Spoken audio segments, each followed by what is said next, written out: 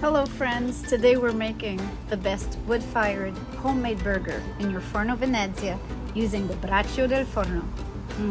Hello lovely.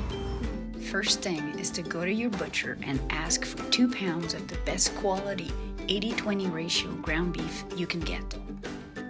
I season my meat with salt and pepper. Mix and make 1/4 pound balls, which I then form into 8 patties. While my meat is resting, I assemble my braccio del forno and start my fire.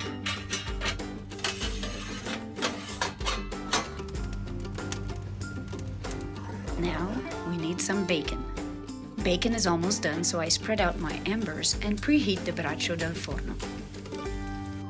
For my burgers, I like to use my homemade hamburger buns, American cheese, lettuce, homemade bacon, Mendeline sliced onions, and homemade mayonnaise.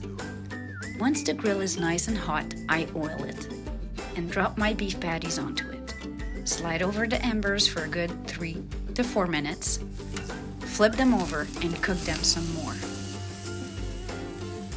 I like to grill all sides of my buns that will be in contact with meat. About a minute before the end, I put my cheese so it melts on my patties. Now it's time to assemble my burger.